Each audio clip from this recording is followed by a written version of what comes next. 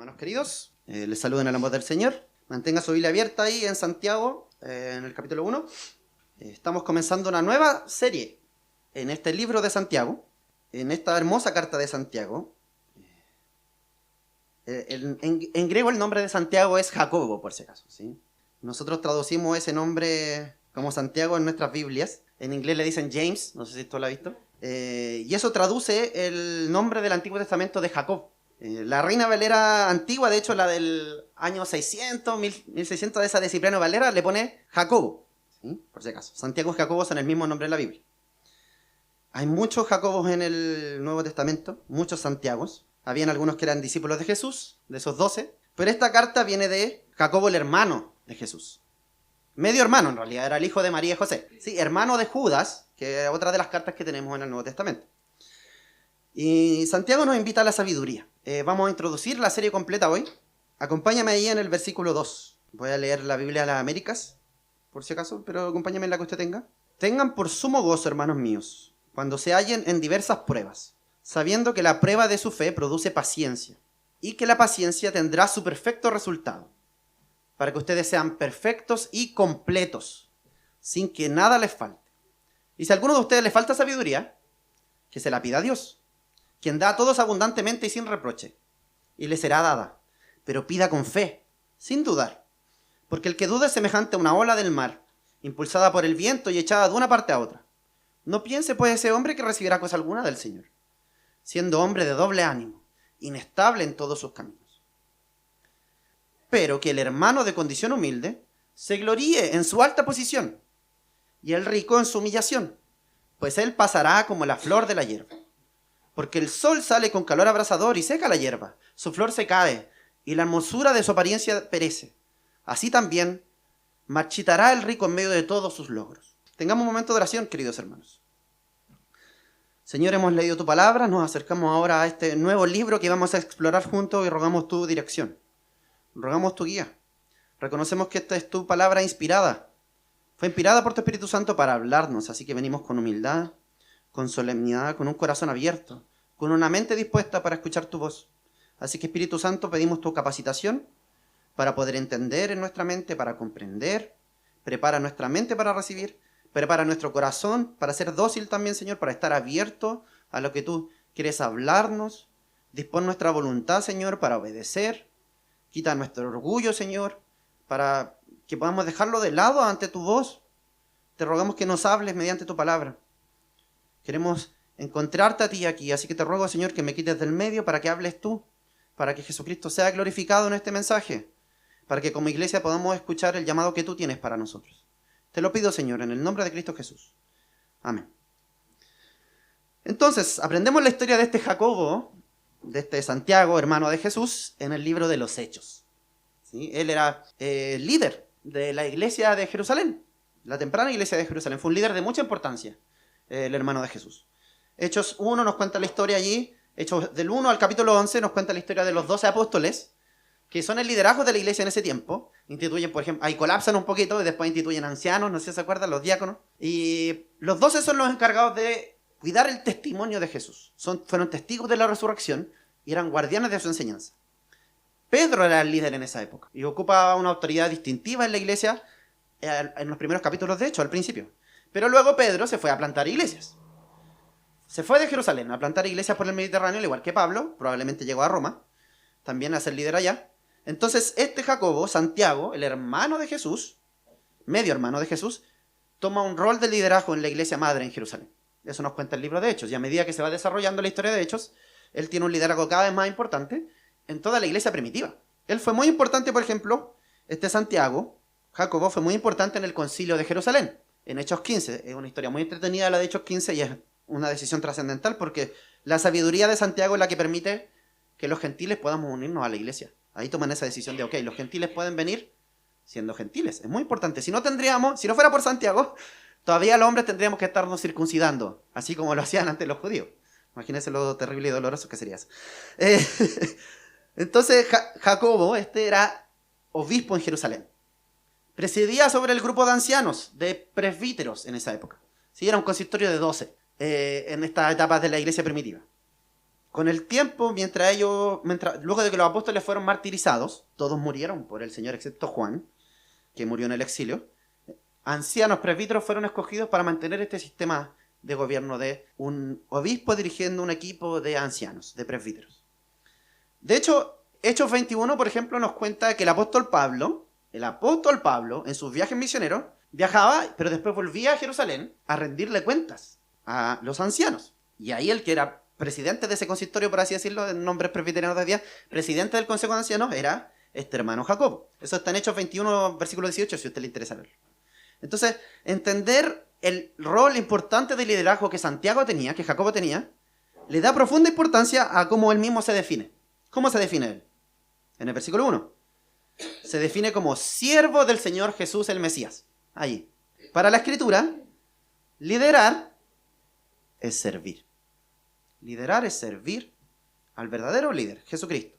Enseñar es imitar al verdadero maestro, Jesucristo. Santiago entonces está liderando la iglesia de Jerusalén. Es pastor ahí. Esta es la primera comunidad cristiana de la historia. Estaba formada principalmente por judíos, por supuesto. Judíos mesiánicos, que se le llama, o judíos convertidos en cristianos. Sabemos que la iglesia de Jerusalén pasó mucha dificultad. Tuvo tiempos muy difíciles. Durante los 20 años más o menos que Jacobo, que Santiago fue el líder de la iglesia, hubo muchas dificultades. Hubo hambruna, que llevó a una gran pobreza en la región. Y más encima estos judíos que se habían convertido al cristianismo, estos cristianos judíos, estaban siendo perseguidos por los líderes religiosos de Jerusalén. Los líderes judíos, que no creían que Jesús era el Mesías. A pesar de todo eso, Jacobo, se mantuvo como un pilar. Eso es lo que dice Pablo de Santiago ahí en la carta de los Gálatas, no sé si se acuerda. Y Jacobo, que era un pilar de la iglesia, entonces él se mantiene firme, es un hombre de un carácter firme que persevera en la dificultad. Y también es conocido como pacificador. Él lideró con sabiduría, con valentía. Y la tradición nos dice que él siguió siendo así en su carácter sabio, que manifestó, por ejemplo, como les decía, en el Concilio de Jerusalén, hasta que fue asesinado. Él fue trágicamente asesinado por predicar el Evangelio. En esta carta entonces tenemos un legado. El legado de un hombre sabio. La enseñanza y la sabiduría de Santiago. Es una obra corta, muy condensada, pero muy poderosa. Y lo que el sabio Santiago está intentando hacer aquí con nosotros es formarnos. Quiere formar a los cristianos en plenamente humanos. El versículo 4 es esencial ahí. Para que seáis perfectos y cabales. Cabal no es una palabra que usemos mucho hoy día. Por eso leía la Biblia de las Américas, que tiene un lenguaje un poco más actualizado. Esa palabra que dice cabales se refiere a ser plenos, plenitud, completos o maduros. Santiago quiere que los cristianos sean transformados en cristianos completos. No que coman completos, sino que, o sea, también a veces, pero que sean cristianos plenos, ¿no? Que encarnen, como leíamos allí, la ley de la libertad, la sabiduría de Dios. El objetivo de la carta, la intención de Santiago es formar cristianos completos, entonces, plenos, maduros. Este tema de la perfección, de la madurez, está por toda la carta. Y ahí desarrolla, por supuesto, este tema de la plenitud, pero también cómo se ve esa sabiduría y plenitud frente a la pobreza y frente a las riquezas. Cómo se ve en el tema de cómo manejamos nuestras palabras al hablar, cuando habla sobre la lengua. Cómo eso debería moldear nuestra vida de oración y nuestra vida de fe. Entonces, Santiago es muy relevante para el día de hoy. Debemos apropiarnos de la sabiduría de Santiago. Habla mucho para la vida cristiana actual. Entonces, este libro, como les decía, es un libro de sabiduría. Comienza como una carta, por supuesto. Saluda a los creyentes que están afuera, que están esparcidos por todo el imperio, pero es muy importante entender que esta no es una carta así como las cartas de Pablo, por ejemplo, que aborda problemas específicos de una iglesia local, sino que este es un resumen de la enseñanza del sabio Jacobo para todas las comunidades que siguen a Jesús. Jacobo tiene dos influencias muy importantes que se notan profundamente en toda la carta. La primera, supongo que usted se dará cuenta cuál es la primera, y es la enseñanza de Jesús, su hermano, ¿sí? Estuvo toda la vida con él. Entonces, las enseñanzas de Jesús sobre la sabiduría, sobre el reino de Dios, están aquí abundantemente. Especialmente el Sermón del Monte. Santiago constantemente cita el Sermón del Monte. O hace referencias, ecos del Sermón del Monte. A las enseñanzas de Jesús ahí maravillosas que están en Mateo 5, 6 y 7. Habla sobre la sinceridad de la fe, que habló Jesús, sobre resistir las pruebas con paciencia, sobre no juzgar a los demás. Jesús también habla allí, tal como Santiago nos va a hablar, de refrenar la lengua.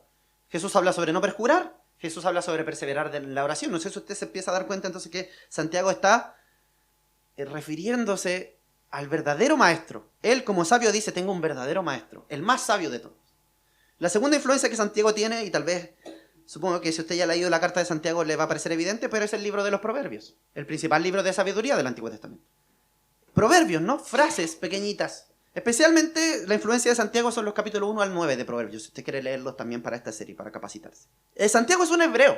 Él literalmente creció leyendo el libro de Proverbios y se lo memorizó, como todo estudiante hebreo así. Entonces, la enseñanza de Santiago suena como la enseñanza de Jesús, su hermano y maestro, y como la enseñanza de los Proverbios. La enseñanza sabia de Santiago aquí, entonces nos debe recordar las palabras de Jesús, pero también nos debe recordar la literatura de sabiduría, las leyes del Antiguo Testamento. Están aquí en sus imágenes, en su lenguaje. Hay que reflexionar en cada una de sus declaraciones. En esencia, Santiago lo que quiere es que la comunidad que siga a Jesús sea verdaderamente sabia, que viva de acuerdo con la enseñanza de Jesús el Maestro. Cuando Jesús resumió la ley, ¿cómo resumió Jesús la ley? Ama a Dios y ama a tu prójimo como a ti mismo. El objetivo de Santiago entonces no es simplemente enseñar nueva información teológica. Él no quiere hacer eso. Él quiere involucrarse en tu vida, quiere entrometerse en nuestras vidas, ¿sí? Para desafiarnos. Esa es la sabiduría de Santiago. Llega a lo central de nuestras vidas, a la vida práctica. Este es el libro de la sabiduría de Santiago, ¿no? Discípulo de Jesús, el verdadero maestro. Discípulo de Jesús, el sabio. Como un libro de sabiduría hebreo, es un poco distante para nosotros también. Eso nos pasa de repente con proverbios, de repente que leemos un proverbio y después el otro dice otra cosa muy diferente, entonces nos cuesta entenderlo. Consiste en discursos y a veces frases pequeñas, sabias, de sabiduría, que nos enseñan a través de metáforas, nos enseñan lecciones. Su plan es que nosotros meditemos en ellas, las memoricemos incluso. Es una enseñanza, la sabiduría hebrea, era una enseñanza mediante que se conoce como aforismos. No sé si usted conoce esa palabra, pero en realidad son frases cortas, ¿sí? Proverbios. Refranes podríamos decirle incluso también. Es un género literario que nosotros también tenemos.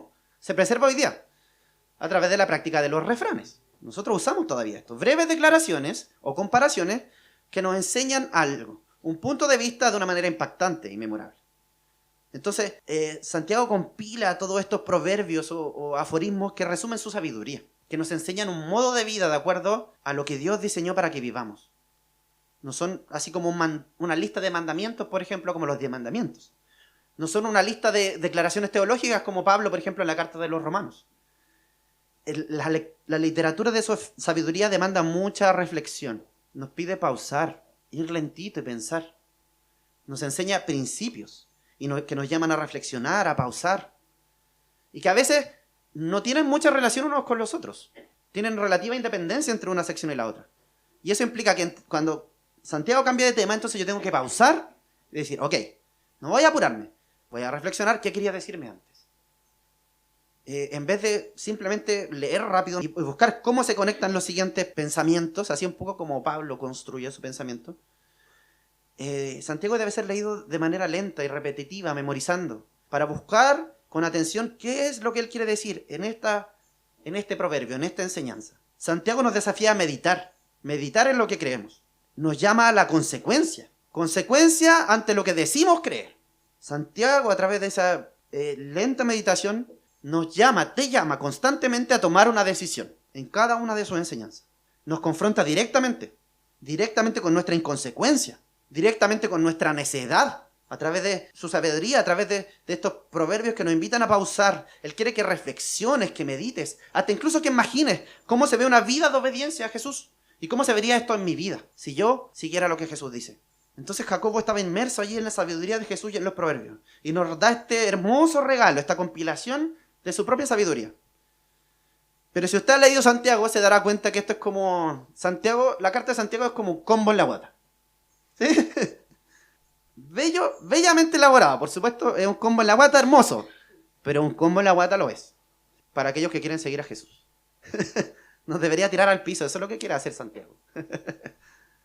Hay gente que también esto lo vamos a ver cuando prediquemos el capítulo 2, así que no voy a desarrollar mucho esto, pero hay gente que pone en conflicto lo que Santiago enseña con lo que Pablo dijo, pero no es el plan de Santiago en ningún sentido. La palabra de Dios no está en conflicto.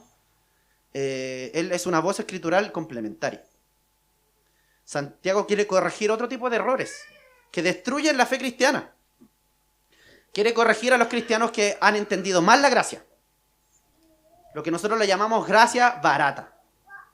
¿Sí? No quiere resolver el dilema teológico sobre cosas y qué sé yo, sino que él quiere exhortar a los creyentes, como leíamos en el versículo 22, a que sean hacedores de la palabra, no solamente oidores. Está enfocado en desafíos prácticos. Su énfasis está en varios aspectos de la vida cristiana que deberían verse en donde deberíamos dar frutos. El llamado de Santiago para la iglesia, Jacobo aquí nos desafía a ser un pueblo obediente, a ser un pueblo sabio, a ser un pueblo completo. Sí, que come completo, pero también que es perfecto, cabal, ¿no es cierto? Avanza a ser la nueva humanidad que Dios quiere que seamos, que vive como un pueblo distintivo en medio de las naciones idolátricas y que vive por el bien del mundo. Leímos el capítulo completo entero, el capítulo 1, porque el capítulo 1 es un resumen también de toda la carta. Esto es muy importante para entenderla, por eso no puedo evadir este tema, ¿sí? El capítulo 1, si usted lee Santiago completo de una tirada, le va a parecer un poco extraño, porque como que repite los temas, pero es su intención. El capítulo 1 es un resumen de todo el resto de lo que va a hablar. Aquí en el capítulo 1 presenta distintos temas, enseñanzas, distintos proverbios, por así decirlo. 12, efectivamente, 12 ideas. Esta colección que son compilados para introducir todo lo que voy a hablar, todo lo que Santiago va a hablar después. El capítulo 2 al 5, todos los demás desarrollan lo que hablamos en el capítulo 1.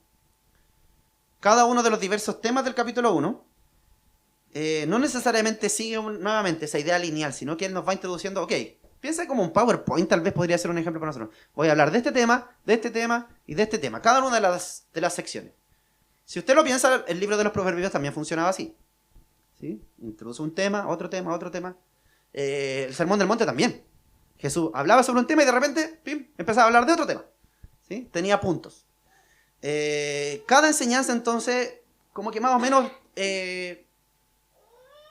tiene una intención por sí misma, concluye también generalmente con una frase poderosa, pero la conexión que hay en todas las cartas no es cronológicamente así como uno después del otro, sino que tiene que ver con los temas.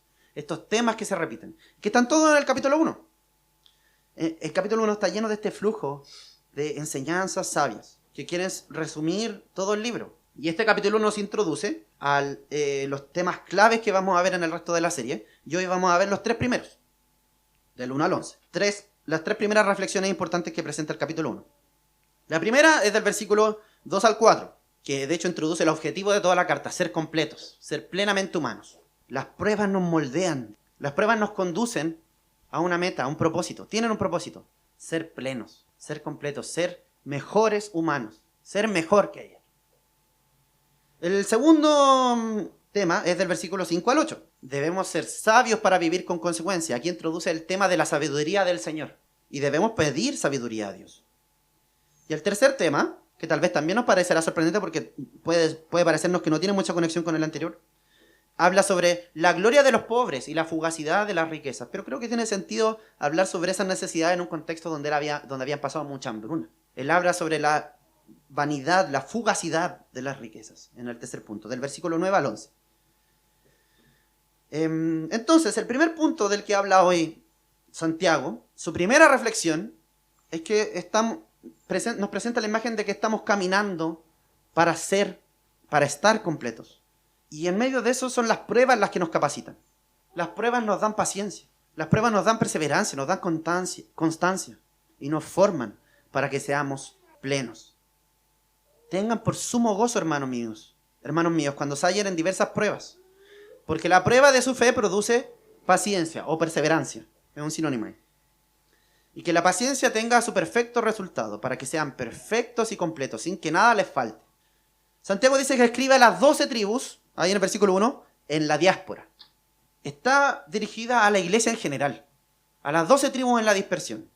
Esto es un reflejo de la historia de Israel y nos dice que el nuevo Israel es llamado en Cristo. Santiago tiene en mente aquí no solo a judíos, sino a cristianos judíos y a cristianos gentiles que están viviendo fuera de Palestina, en todo el Imperio Romano y en las naciones vecinas. Ellos son el Israel renovado, que están viviendo en la dispersión. Dispersión es un lenguaje de exilio. La iglesia, este Israel renovado, aún está en el exilio. Debería traer a su mente esto hermanos como Daniel en el Antiguo Testamento, ¿sí? En el exilio. Sadrach, Mesach y Abednego, que fueron sabios en medio de las pruebas. Esther, Mardoqueo, Esdras y Nehemías. Es un lenguaje del exilio. Por supuesto que ahora nuestro tiempo es diferente del exilio de Israel, porque ahora Jesús ya ha venido y trajo el reino de Dios. Él murió en la cruz y resucitó. El reino de Dios ya ha venido. Su poder y su espíritu ya está en nosotros, ya está en usted. Ya ha llegado la renovación prometida por los profetas. La renovación mesiánica de Israel, que habían prometido Isaías, Jeremías, Ezequiel. Y Jesús viene y envía al pueblo escogido, Israel, junto con los gentiles, a las naciones, mientras esperamos su regreso. Por eso él habla de las primicias ahí. La iglesia es como los primeros frutos de la nueva creación. Ese también es un lenguaje de Pablo. La iglesia ha heredado el reino de Jesús y estamos en una etapa maravillosa donde ya hemos recibido esos primeros frutos, las primicias. Pero Santiago no nos da una ilusión. Él es realista también. Y sabe que Jesús, por supuesto que ya vino y nos trajo su vida, pero Él todavía no regresa. Y estamos en este tiempo en medio de las naciones todavía de dispersión, todavía de exilio. Como Pedro habla, por ejemplo, de eso de ser extranjeros. Somos extranjeros residentes, como inmigrantes, ¿no? Somos ciudadanos de otro reino, el reino de Jesús, mientras esperamos que Él regrese. Por eso seguimos en la dispersión, seguimos en el exilio.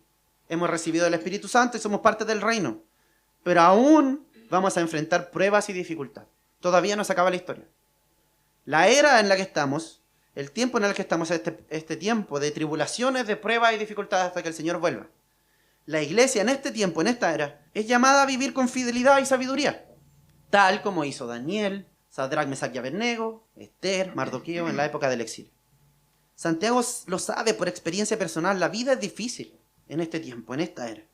Él enfrentó muchas dificultades, fue martirizado, probablemente no poco después de escribir esta carta. Pero su fe está allí, reflejada en los versículos 2 al 4, ¿no? Que las pruebas de la vida, las dificultades de la vida son regalos. Un poco paradójicos, sí, pero son regalos. Regalos de Dios que pueden moldearnos, que producen en nosotros esto que yo les hablaba de resistencia, perseverancia, paciencia, que moldean nuestro carácter para que sea más como el de Jesús. Dios puede hacer un trabajo maravilloso en nosotros, en medio de nuestros sufrimientos. Y Dios los usa, aunque a veces no lo entendemos cuando estamos ahí en el medio. Los usa para que podamos transformarnos en esto, perfectos y cabales, perfectos y completos. Esa palabra, como le dije, perfecto, completo, es muy importante para Jacobo. Y la repite muchas veces durante la carta. Pero eso no se refiere a la idea contemporánea que tenemos de la perfección, como que es algo terminado solamente, como una fotito, por así decirlo, ¿no? La idea aquí de la Biblia, del lenguaje bíblico, para ser completo, para ser perfecto, tiene que ver con plenitud. Significa una vida, como por ejemplo cuando cantamos, o como cuando Jesús dijo en el Evangelio, una vida en abundancia, una vida integrada, en orden. Es cuando tus acciones son consistentes con los valores y creencias que has recibido de Jesús. Santiago sabe, reconoce, ve que nosotros de hecho a veces vivimos como personas fracturadas. Fracturadas o por el pecado nuestro, o por el pecado de otros que nos dañó, o por nuestras malas decisiones no sabias. A veces nuestro carácter tiene inconsistencias grandes. Y cedemos mucho más de lo que nos gusta admitir. Pero Santiago nos recuerda y nos quiere traer esperanza, porque Dios está en una tarea. Dios está trabajando para restaurar nuestras vidas. Dios quiere trabajar para restaurar personas fracturadas, para que vuelvan a ser completas. Personas rotas, para que vuelvan a estar armados, enteros, cabales. Para que seamos un pueblo que encarna la plenitud de Dios, una nueva humanidad. Lo que Santiago está queriendo hacer es que seamos plenamente humanos, maduros, encarnando el diseño de Dios para la vida, su sabiduría. Quiere que nosotros como lectores nos movamos hacia esa perfección, evidenciada en la ley de Dios, por supuesto, pero también frente a los desafíos que tal vez no están escritos en la Biblia, porque son nuevos, tengamos sabiduría, la sabiduría que Dios da. implementando esa sabiduría que le habla, esa sabiduría desde arriba, ¿no? Para llegar a la perfección. Él escribe de una manera muy pastoral. Nos exhorta para vivir en santidad, en medio de este tiempo de pruebas, de presiones y dificultades, en medio del exilio, en medio de la dispersión que todos enfrentamos y sentimos en diversas maneras. El propósito de Santiago aquí es instruirnos para vivir fielmente a Cristo en medio de la tormenta y buscar el propósito de Dios en medio de ella. No seguir lo que las naciones, lo que el mundo dice frente a las dificultades, que hoy día en realidad el único discurso evade los problemas, ¿no? Él quiere que seamos diferentes, que veamos el propósito que Dios tiene detrás de ella. El pueblo de Dios, aquí en la época que estaba enfrentando Santiago, que estaba enfrentando mucha persecución y dificultad, Santiago los desafía más a ser sabios en medio de esos tiempos tan difíciles. En medio de todas esas ciudades del Imperio Romano y sus alrededores que eran tan corrompidas. Y ese desafío sigue siendo real hoy día. La prueba de vuestra fe produce paciencia. Y Dios está trabajando para completar su obra, para que sean perfectos y cabales. Es como cuando Pablo habla en Filipenses, ¿no? El que comenzó la buena obra, la perfeccionará hasta el día de Jesucristo. El pueblo de Dios debe vivir en sabiduría en medio de nuestros desafíos hoy día. El cristianismo no hace la promesa de que tus desafíos, problemas, se van a acabar. Y tus pruebas se van a acabar. No. La promesa, sí, esa promesa sí es verdadera y se concretará cuando el Señor vuelva. Pero mientras tanto el Señor nos llama a fidelidad.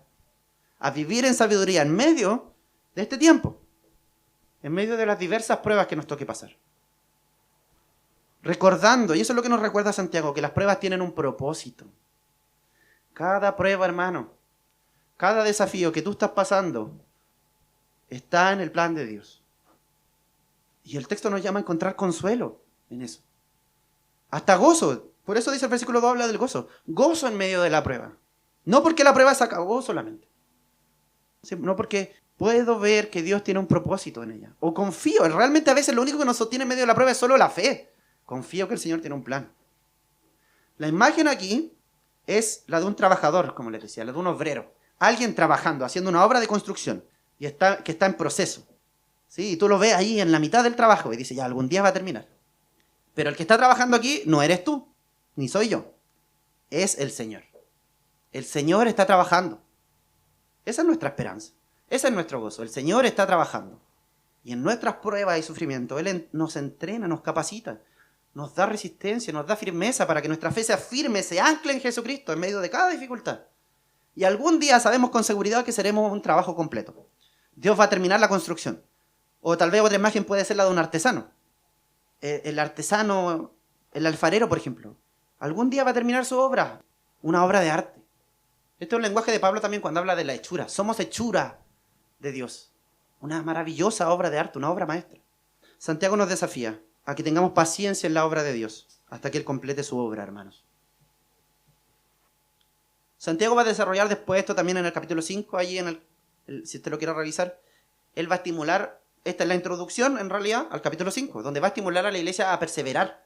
Quiere darles ánimo a los que están sufriendo. Dice, afirmen sus corazones, porque el Señor viene. Eso dice en el versículo capítulo 5, versículo 8. Tengan paciencia y afirmen sus corazones porque la venida del Señor se acerca. Entonces, el Señor tiene un plan con nuestras dificultades. Que seamos completos, que avancemos en plenitud, que crezcamos en integridad, que Dios haga su obra, ¿sí? Integridad es como dice la NBI, por si acaso, que también es una muy buena traducción ahí en ese sentido. Perfectos y completos, maduros. El Señor quiere que todo nuestro corazón esté involucrado en fidelidad al Señor. Que estemos comprometidos con querer seguir su ley. Y no solo escucharla, sino también, como leíamos en el versículo 22, hacerla. No solo hablarla, sino actuarla. No solo creerla, sino que se vea en nuestra vida. La invitación para ser perfectos y cabales es la invitación a consistencia en nuestra vida. Y también a crear una comunidad de plenitud. Lo vamos a ver más adelante, por supuesto, pero una comunidad de unidad y paz, en vez de ambición, egoísmo y división. Porque contrario a la plenitud está alguien fracturado y está alguien pleno, unido. Entonces, en la comunidad, contrario a plenitud es división. La lealtad dividida de nuestro corazón, por ejemplo. Donde vacilamos entre, ¿voy a ser fiel al Señor o fiel a lo que me dice el mundo? Donde nuestro corazón está fracturado, ¿no? ¿Voy a entregar devoción a Dios o devoción a los ídolos? Por eso él habla de las personas de doble ánimo. No es sabio eso. El énfasis está en la obediencia a toda la ley. También plenitud se trata no de simplemente escoger aquellas cosas que me gusta obedecer, ¿no? O que creo que voy a obedecer, ¿sí? Estas son las que obedezco y de las que me cuestan no voy a hablar nada. Ah, porque es hermano de allá. Ese sí que le cuesta, porque le cuestan las cosas que a mí me son fáciles de obedecer. ¿No? Plenitud no se trata simplemente de obedecer una lista de mandamientos. No es una demanda como cuantitativa, hacer un montón de tickets. Es que todo mi corazón esté involucrado en el diseño de Dios y sus demandas para mi vida. Eso es plenitud. Que esté comprometido con obedecer el primer mandamiento. ¿Cuál es? Escucha, Israel, el Señor nuestro Dios es uno. Ama al Señor tu Dios con todo tu corazón, con toda tu alma y con toda tu fuerza. Y vivir sus implicancias. ¿Cuál es la implicancia de amar a Dios? Amar al prójimo. El segundo mandamiento que es semejante. Eso está en Levítico 19, por si acaso. Levítico 19, 18. No guardarás rencor, no te vengarás ni guardarás rencor a los hijos de tu pueblo, sino amarás a tu prójimo como a ti mismo. Jesús dijo que esos dos mandamientos resumen toda la enseñanza de Dios para nuestras vidas, toda la ley y los profetas. Y cuando tú piensas en esa simpleza de caminar hacia la perfección, hacia la cabalidad, hacia la plenitud en nuestras vidas, obedeciendo ese simple mandamiento de amar a Dios y amar al prójimo, Santiago sigue hablando muy fuerte hoy día. Espero que el Señor esté hablando fuerte a tu corazón en este momento, porque vivimos en una cultura de evasión de la dificultad, de evasión del sufrimiento. Nuestros tiempos nos enseñan que el objetivo de la vida es estar feliz, que el objetivo de la vida es la satisfacción inmediata, no la incomodidad. Pero Santiago nos quiere llamar a buscar algo más. Hay algo más. Quiere que tú te animes y entiendas que lo que Dios quiere hacer no es algo rápido. Es un proceso de transformación. Así que persevera, hermano. Persevera en la prueba. Que hoy tomes la decisión de estar dispuesto a enfrentar el proceso. Que hoy tomes la decisión, hermano, de no rendirte. No te rindas, hermano. La razón por la que puedes no rendirte es porque hay esperanza en el glorioso evangelio de nuestro Señor Jesucristo. Él no se rindió. Y de hecho, Él ya triunfó. Aférrate a Jesucristo. Esa es la razón para perseverar en medio de la prueba. Para seguir en este difícil y a veces tortuoso camino de avanzar en nuestro perfeccionamiento. Aférrate a Jesucristo. Que tu vida completa esté aferrada a Él, unida a Él. Que tú puedas decir, lo tengo todo, ya pierdo cosas, pierdo mi salud, pierdo recursos, tal vez perderé hasta mi familia, pero al Señor jamás lo voy a perder. Recuerda allí en medio de la dificultad que el Señor no te ha olvidado. Él está a tu lado, hermano. Y Él va a seguir ahí. En tiempos de gozo y en tiempos de dificultad, el Señor está ahí. Él es, como estudiábamos en el Salmo 23, Él es nuestro buen pastor, que está con nosotros, nos defiende, nada nos faltará. Y que está junto a nosotros en el valle más profundo de sombra de muerte. Pero Él está ahí dirigiéndonos en medio de la noche. Y tenemos una certeza más profunda aún. Él venció esa oscuridad. Venció al valle de sombra de muerte en la cruz. Él resucitó, se levantó a un nuevo amanecer para darnos vida. Mira cuán glorioso evangelio, hermano. La prueba de la fe, la prueba de vuestra fe produce paciencia. El Señor está haciendo su obra. El precio ya fue pagado en la cruz, hermano. Jesús sangró y sufrió por tu perdón. Se levantó de la tumba para darte una nueva vida. Así que aférrate a Cristo. Aférrate a Cristo, hermano. En la victoria de Jesucristo también el evangelio es la razón para no tener miedo al futuro. No tiemble ante los destinos que vengan, porque nuestro futuro es seguro. Eres una de las pocas personas en esta tierra que puede decir que tu futuro es seguro. Cristo volverá y con Cristo venceremos. Y sí o sí viene el día, hermano, donde no habrá más dolor, enfermedad, ni muerte, ni guerra, ni dificultad, ni división, ni mentira. Así que hoy, que cada uno de tus pasos, hermano, sea para seguir a Jesús, para ser perfeccionado, para crecer en plenitud. En la conciencia que vamos caminando a nuestro hogar. Por supuesto, seguimos en el exilio, pero vamos caminando a nuestro hogar. Cada día Él nos va renovando. Y viene el día glorioso donde estaremos ante su trono. La carrera va a terminar en gloria. Que tu esperanza sea esa, hermano. Que tu esperanza sea Jesucristo. Santiago te desafía, por supuesto, ahí. Nos desafía que nuestra esperanza sea Jesucristo. Pero también quiere que construyamos una comunidad que refleja esta plenitud. Santiago quiere que seamos una comunidad distintiva. Una comunidad de paciencia, por ejemplo. De perseverancia. En un mundo que nos dice que todo tiene que obtenerse ahora, rápido. Y donde la gente cada vez más tiene menos espacios de concentración, ¿no? Si dura más de 10 segundos la cuestión, me distraigo y voy a hacer al siguiente porque no me llamó la atención. Tal vez hoy día ni siquiera 10 segundos con el TikTok, son como 3, creo, para la nueva generación. Pero el crecimiento cristiano toma paciencia, tiempo y esfuerzo, batalla constante. Él quiere que construyamos una comunidad que confía en el propósito soberano de Dios, con paciencia, en medio de un mundo tan pragmático que hasta la iglesia se contagia de querer resultados rápidos y inmediatos, de llenar grandes salones rápidamente, cuando la misión ni siquiera se trata de eso. Él quiere que seamos una iglesia, una comunidad de dependencia a Dios, en un mundo de autosuficiencia. Parte de enfrentar con paciencia la prueba es reconocer, ¿sabes qué, Señor? No puedo. Y lo único que me sostiene es que tú estás conmigo batallando, no yo. Santiago nos desafía a ser una iglesia, una comunidad de humildad, en un mundo de orgullo que dice, yo me la puedo solo. Y Santiago nos desafía también a mirar el futuro, mirar el propósito de Dios, que va más allá de mí, en este mundo que simplemente te dice, la razón de tu vida es ser feliz ahora, tu satisfacción presente, tu comodidad. Santiago dice, mira más allá, hay algo que Dios está construyendo. Persevera, hermano. El segundo desafío de Santiago, ahí de los versículos 5 al 8, es el desafío a la sabiduría. Caminando hacia la sabiduría, a través de la oración. El Señor quiere que crezcamos en sabiduría. Y el Señor nos ha dado herramientas para ser más sabios.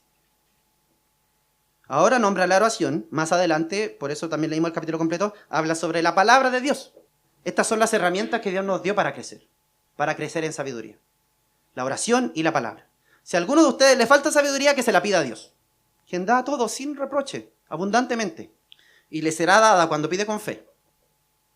En algún sentido, toda la carta, el tema de la sabiduría también es un tema que está en todo Santiago, ¿sí? Toda la carta es una exhortación a ser sabios. Así que vamos a seguir abundantemente hablando sobre sabiduría. Por ejemplo, en el capítulo 3 va a hablar sobre cómo ser sabios. Y en uno de los más grandes desafíos de la sabiduría, dominar la lengua. Pucha que cuesta ser sabios cuando tenemos que dominar nuestras palabras. También el capítulo 4 va a hablar de que no tenemos que ser de doble ánimo. Ser sabio es ser consecuente, ser de una sola línea. Y ahí en el mismo capítulo 4, ser sabio, por ejemplo, no es ser contencioso, no ser iracundo, no ser orgulloso, no ser peleador, sino vivir en humildad delante del Señor. Y habla también sobre el poder de la oración, Santiago, para transformar nuestras vidas.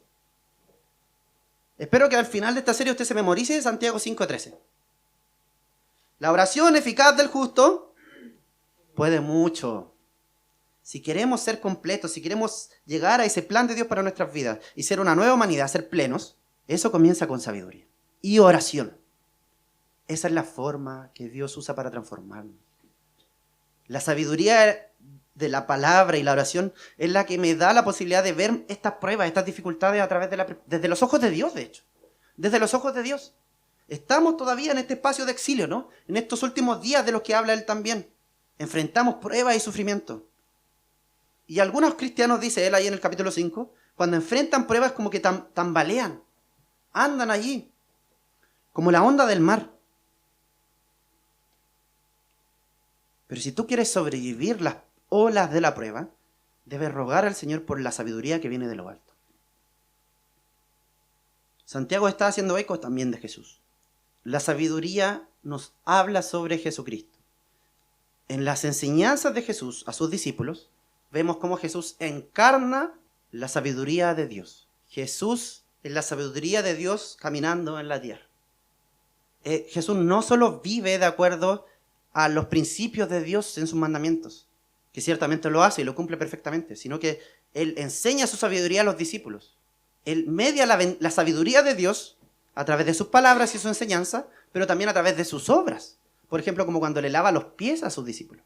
Él revela a sus discípulos la sabiduría del reino de Dios que los profetas habían prometido. Esa es la sabiduría que debemos pedir a nuestro Señor, la sabiduría de Jesucristo. La sabiduría entonces que Santiago nos propone, que Jacobo nos propone, en esta enseñanza, en esta serie de sermones, en estos proverbios, tiene conexión con la sabiduría de los proverbios, por supuesto, que quería hacer de Israel un pueblo distintivo, pero como que Santiago la actualiza, y la sabiduría de Santiago es para nuevos desafíos, para que la iglesia sea un pueblo diferente en medio de una cultura pagana, para que tome el diseño original de Dios y lo encarne en su vida, en este orden planificado maravilloso de Dios. Pero no es cualquier tipo de sabiduría tampoco, es sabiduría que viene de lo alto. revelada por Dios. Eso es lo que Santiago nos va a invitar en esta carta. Que nosotros como su audiencia seamos más sabios, adquiramos la sabiduría, pero que viene de Dios. La sabiduría que tiene un propósito. Conformar un pueblo distintivo, un pueblo diferente, que contrasta con lo que la sociedad considera como sabiduría. Porque la sabiduría de la Biblia no es como la del mundo. Ser sabio para Santiago no consiste en poseer grandes conocimientos científicos, grandes reflexiones filosóficas, teológicas, humanísticas, ¿no? Ni siquiera una gran cantidad de solo versículos bíblicos. Tiene que ver con una forma de entender la vida completa y conducirse con rectitud. De vivir con mansedumbre, de acuerdo a la voluntad de Dios. Y sobre todo a través de la palabra de Dios en la Escritura. Eso lo dicen los proverbios, por eso le hablaba de los proverbios. Porque los proverbios dicen el principio de la sabiduría es el temor de Jehová. Santiago nos presenta ahora y nos va a presentar la sabiduría del temor de Jehová. La sabiduría del reino de Dios, la sabiduría de Jesús, de quienes se rinden en temor a Jesucristo el Rey. Y así quiere formarnos como un pueblo diferente. No como de doble ánimo, que andan así como las olas, para allá, para acá. De repente parezco cristiano, de repente no. De repente me influencia la idea de afuera, de repente, vuelvo. Cristianos que quieren estar cimentados en el reino de Jesucristo y que viven vidas diferentes de la del mundo, que son pioneros en la vida del reino de Jesús. Y Dios va a dar este regalo de sabiduría a quienes la piden en fe. Así que, hermano, pide al Señor que te haga más sabio. Ponte en esa instancia, toma una decisión.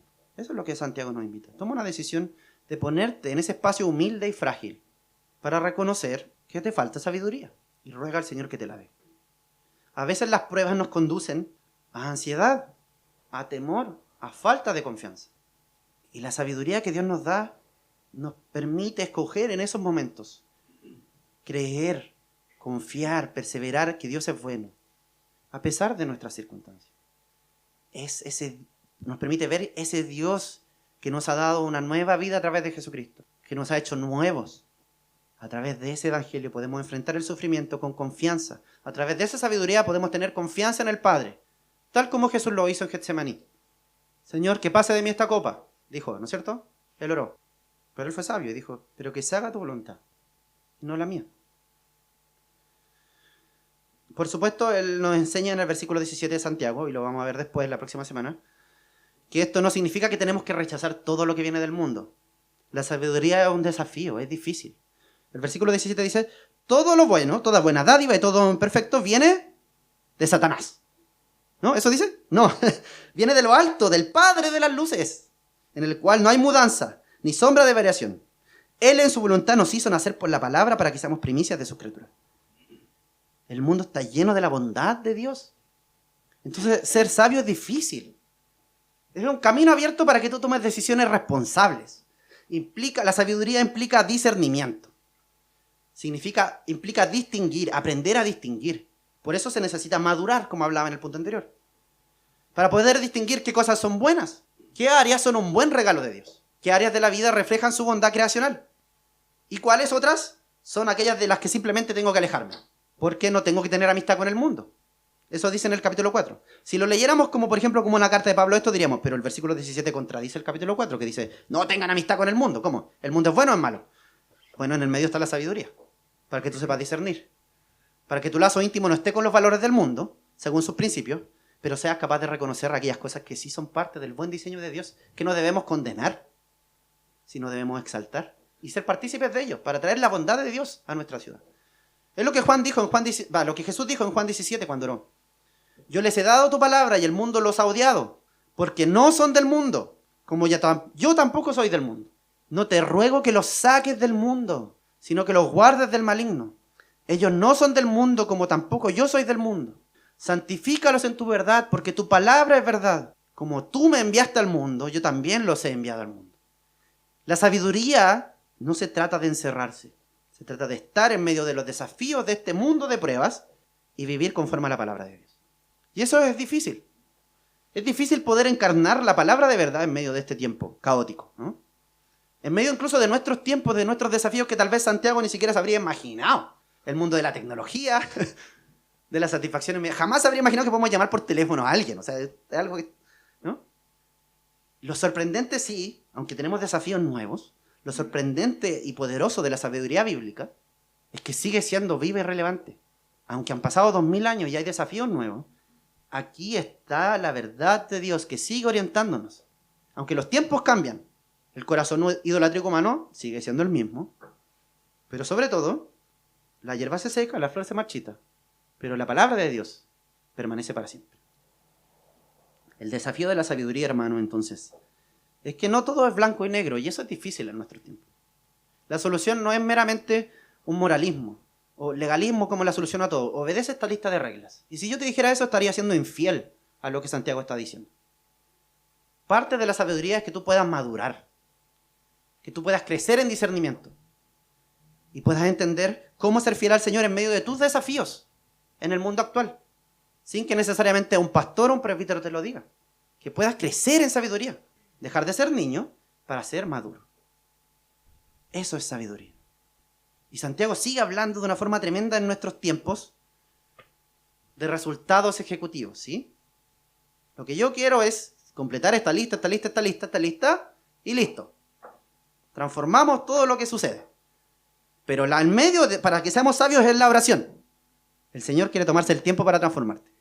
Ora fervorosamente para que el Señor te transforme. Para que seas sabio en nuestros tiempos de tanta falta de sabiduría. Ora para que el Señor te haga crecer en sabiduría. Depende del Señor en oración. Búscale en la palabra. Toma una decisión para desarrollarte y crecer en sabiduría, para dejar de estar cómodo donde estás y para aprender a discernir en medio de los desafíos de este mundo. Porque si no lo haces, vas a tener mucho conocimiento de la Biblia aquí, tal vez muchos versículos sueltos memorizados, pero en realidad lo que vas a hacer va a ser seguir a los ídolos. O la otra opción es que te va a pensar que lo que hay que hacer como cristiano es encerrarse. Y ninguno de esos dos es una obediencia fiel a lo que Jesús dijo.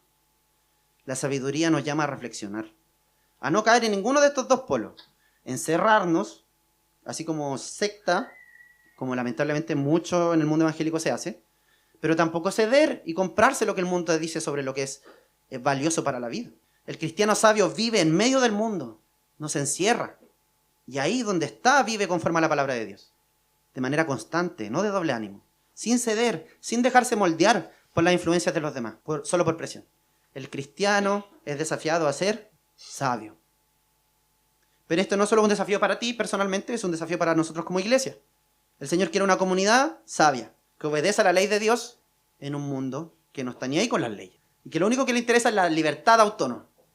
Quiere que seamos una iglesia, una comunidad que es auténtica, que reconoce su insuficiencia en un mundo de hipocresía, de puras imágenes. Quiere que seamos una comunidad de paciencia, de adoración en lo secreto incluso, de oración. Una comunidad de dependencia al Señor en un mundo que todo el rato te dice, tú puedes, tú puedes. Quiere que seamos una iglesia que dice, no podemos, Señor, pero tú puedes, tú sí puedes, Señor. Una comunidad de sabiduría en medio de un mundo de consumo. Una comunidad de espera, de paciencia, en medio de un mundo que te dice que tienes que obtener ahora lo que quieres. Placer inmediato. Una comunidad que quiere buscar algo más grande que simplemente lo que el mundo te propone. Y vamos a verlo en el capítulo 3, una comunidad de palabras sabias, ¿sí? Que sabe cuándo controlar su lengua, cuándo guardar silencio. En medio de nuestra cultura, ¿qué te dice? Todo lo contrario. Libertad de expresión. Di todo lo que quieras y nadie te puede frenar lo que quieres decir. No importa lo estúpido que sea. No importa ni siquiera si es verdadero. Dilo porque es tu verdad. El Señor quiere que seamos una comunidad diferente. Una comunidad que tiene fe en el Señor y por la oración potencia su obediencia y crecimiento. Que seamos una iglesia diferente también, en medio de nuestro pueblo evangélico tan inconsecuente, que vive por gracia barata.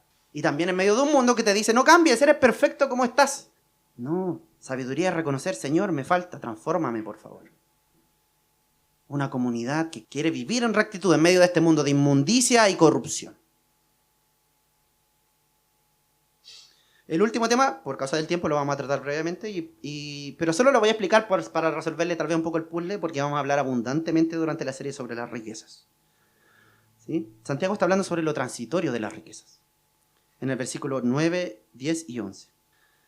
Santiago reprende durante su carta a algunos que hacen distinciones a las personas por su nivel económico. Reprende después a otros que no entienden que la fe cristiana es generosa, en esencia. Reprende a algunos que creen, en el capítulo 4, por ejemplo, que las riquezas te dan el control de la vida.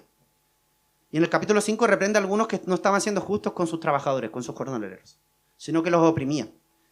Y se decían cristianos más encima. Entonces, lo que está haciendo Santiago, es introducirnos, ok, ¿cómo se ve la sabiduría en las finanzas? Bueno, si tú estás pasando pobreza, reconoce que esa es una prueba que el Señor te ha puesto y que en medio de esos tiempos difíciles que tal vez te toca pasar, observa que es un regalo que Dios te ha dado para crecer y aprender a confiar en Él. Y también aprende a reconocer que las riquezas se van. No pueden ser el fundamento para nuestras vidas. Pasarán, como las flores en el campo. Las riquezas pasarán, así que no pueden ser ella tu gozo. No puede ser nuestro supremo amor los bienes materiales. El dinero existe como un medio, no como un fin. Eso nos enseña en los versículos 9 al 11. Pablo también escribió en Timoteo otra especie de proverbio, ¿no? Raíz de todos los males es el amor al dinero, así que no debo hacer del dinero el objetivo de mi vida. Eso es necio, no es sabio. Porque eso provocará que yo ponga mis esfuerzos en algo que se marchita. Es necio. No puedo poner el sentido de mi vida en las cosas materiales, en el dinero. El sentido de mi vida debe estar en Dios, porque la hierba se seca, la flor se marchita, las riquezas se acaban, pero la palabra de Dios permanece para siempre. Él está citando a Isaías 40, ¿sí? Está referenciándonos a ese texto.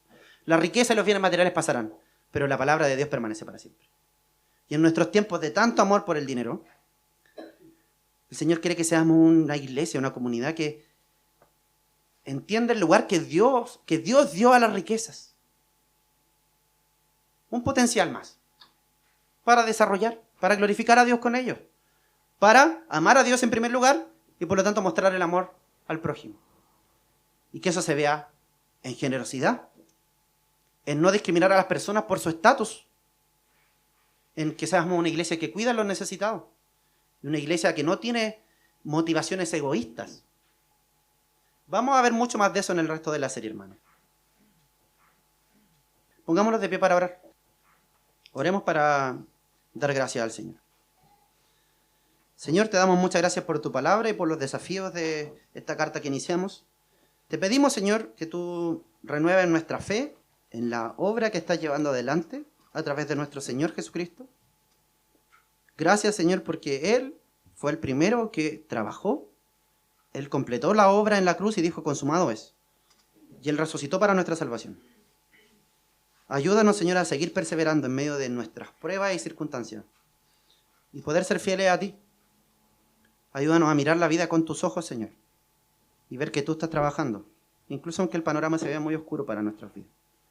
Te pedimos, Señor, también con sinceridad oramos para que tú nos des sabiduría. Estamos en tiempos de tanta poca sabiduría y a veces eso se nos pega a nosotros. Ayúdanos, Señor, a ser sabios como Jesucristo fue, ser sabios como Santiago nos desafía. Y permite, Señor, que eso también se note en esta primera área que Él nos presenta, que nuestra administración de los recursos pueda ser sabia también. Que nuestro corazón esté en ti, en tu propósito. Tú eres el fundamento de nuestras vidas, tú eres nuestra seguridad. Todas las demás cosas pueden acabarse, pero tú eres el fundamento de nuestra vida. Gracias, Señor, en el nombre de Jesús.